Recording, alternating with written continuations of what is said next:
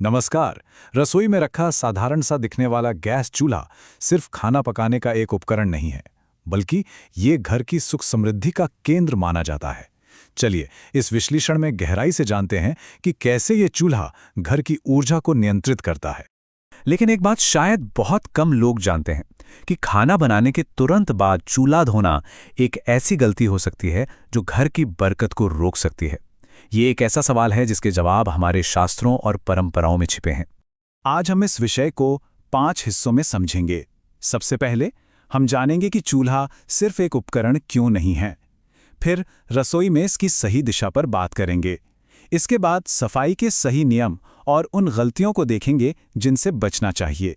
और अंत में हम इससे जुड़े आध्यात्मिक नियमों और उसके महत्व को समझेंगे। तो चलिए पहले भाग से शुरू करते हैं।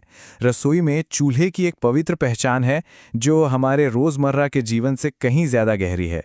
देखिए, हिंदू परंपरा में ना चूल्हे को घरेलू यज्ञ कुंड माना गया है।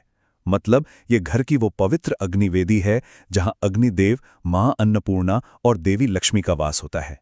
इसलिए हर बार जब चूल्हा जलाया जाता है तो ये अनजाने में ही एक पवित्र यज्ञ शुरू करने जैसा है। गरुड़ पुराण में एक बात कही गई है, यंत्र अन्न तंत्र लक्ष्मी, जिसका सीधा सा मतलब है कि जहां अन्न का सम्मान होता है वहीं मां लक्ष्मी निवास करती हैं। और सोचिए, अन्न पकता कहाँ है? चूल्हे पर। इसलिए इसकी पवित्रता सीधे घर की समृद्धि से जुड़ी हुई है। अब आगे बढ़ते हैं और वास्तुशास्त्र के हिसाब से देखते हैं कि रसोई में चूल्हे को आखिर रखना कहाँ चाहिए। तो ये तालिका देखिए, इससे बात बिल्कुल साफ हो जाएगी। चूल्हा रखने के लिए सबसे अच्छी, सबसे शुभ दिशा है दक्षिण पूर्व कोना, जिसे अग्निकोण भी कहते हैं। यहाँ चूल्हा रखने से घर में स्वास्थ्य और समृद्धि आती है। लेकिन अगर इसे पश्चिम या उत्तर में रखा तो धन हानि हो सकती है। दक्षिण या दक्षिण पश्चिम में रखने से बीमारियां आ सकती हैं। और हाँ, उत्तर पूर्व यानी ईशान कोण में इसे बिल्कुल नहीं रखना चाहिए। इससे पारिवारिक कलह बढ़ती है और देवताओं का क्रोध झेलना पड़ सकता है। एक और जरूरी बात, खाना बनाने वाले का मुंह पूर्व या उत्तर की ओर हो। चलिए अब बात करते हैं सफाई के सही नियमों की और देखते हैं कि कैसे इस रोज के काम को एक पवित्र अनुष्ठान में बदला जा सकता है। तो सबसे पहला और सबसे जरूरी नियम है कि चूल्हे को खाना बनाने के बाद पूरी तरह ठंडा होने देना चाहिए। ऐसा माना जाता है कि रात भर उसकी गर्मी घर में पॉजिटिव एनर्जी बनाए रखती है। इसकी गहरी सफाई हमेशा सूर्योदय के बाद ही करनी चाहिए। हफ्ते में एक बार नींबू और नमक से इसकी सफाई करें। और हाँ, गैस पाइप और वॉल जैसी छोटी छोटी जगहों को साफ करना ना भूलें, क्योंकि वहां जमी गंदगी भी वास्तु दोष पैदा करती है। अब जरा उन आम आदतों पर नजर डालते हैं जो अनजाने में ही घर की ऊर्जा और शांति को भंग कर सकती हैं। यहां देखिए कितना बड़ा फर्क पड़ता है छोटी छोटी आदतों से। एक तरफ हैं पॉजिटिव आदतें, जैसे सुबह सफाई करना, नहाने के बाद ही खाना बनाना और आसपास की जगह साफ सुथरी रखना। ये सब समृद्धि को आकर्षित करती हैं। वहीं दूसरी तरफ कुछ ऐसी आदतें हैं जो नेगेटिव एनर्जी को न्योता देती हैं, जैसे गर्म चूल्हे को तुरंत धो देना, उसे रात भर गंदा छोड़ना, पास में झूठे बर्तन इकट्ठे करना या उसके ऊपर कोई भी सामान रख देना। इनसे धनहानि और घर में कलह बढ़ सकती है।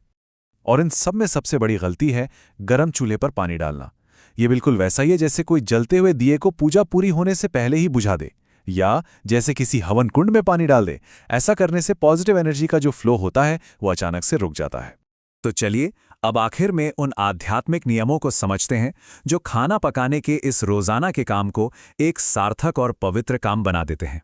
ये कुछ बहुत ही सरल अनुष्ठान हैं जिन्हें अपनाया जा सकता है, जैसे चूल्हा जलाने से पहले ओम अग्निये नमः जैसे मंत्र का जाप करना, हफ्ते में एक बार सफाई के बाद हल्दी या चंदन से स्वास्तिक बनाना, रसोई में गणेश जी या लक्ष्मी जी की एक तस्वीर रखना, और सबसे जरूरी, हमेशा एक शांत और पॉजिटिव मन से भोजन पकाना, क्योंकि जो भी पकाता है उसकी ऊर्जा भोजन में उतरती है।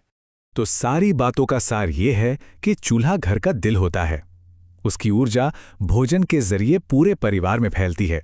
ये सारे नियम सिर्फ अंधविश्वास नहीं है, बल्कि ये सम्मान, सजगता और रोजमर्रा के जीवन में पवित्रता को पहचानने का एक तरीका है।